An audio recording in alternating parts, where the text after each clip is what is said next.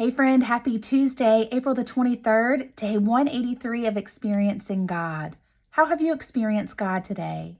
So today I experienced God through his armor, the armor of God. What do you think about when you think of armor?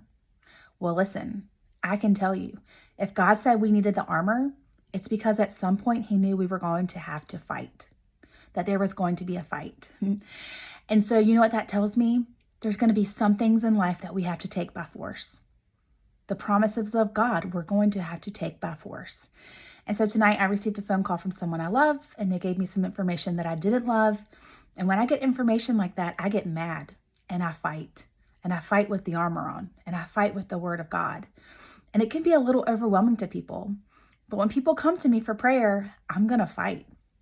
But here's the thing.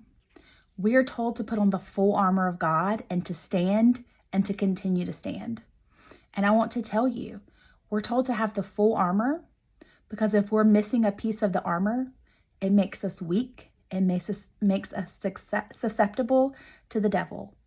So I want you to look at your armor tonight. You know, Ephesians 6:10 says, put on the full armor of God, right? It says, finally, be strong in the Lord and in his mighty power. Put on the full armor of God so that you can take your stand against the devil's schemes, because you're going to have to take some things by force. For our struggle is not against flesh and blood, but against rulers, against authorities, against powers of this dark world, and against spiritual forces of evil in the heavenly realms. You got to have the armor. Therefore, put on the full armor of God so that when the day of evil comes, you will be able to stand your ground. And after you have done everything to stand, you got the armor on. It's going to help you stand. Continue to stand. It says, after you have done everything to stand, stand firm then. Here's the armor. With the belt of truth buckled around your waist, with the breastplate of righteousness in place, with your feet fitted with the readiness of the gospel of peace. In addition to all this, take up the shield of faith to which to extinguish the fiery flames of the enemy.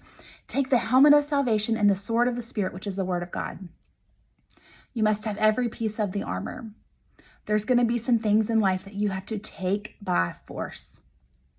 And when that day comes, and when the trials come, and when the enemy comes, if you're missing a piece of the armor, you're going to be susceptible to the attack.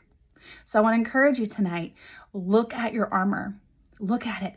Do you have the belt of truth around you, which is the word of God? Do you have the belt around you?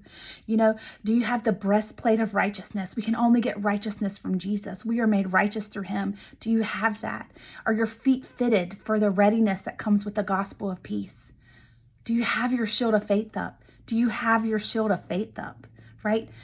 Do you have your helmet of salvation on and your sword of the Spirit? You cannot be lazy on this. You cannot miss one piece of this. It's life and death. The battle is important. And if you have the armor on, you will win. You will stand if you have the armor on. But if you do not, you will fall prey to the things of the enemy.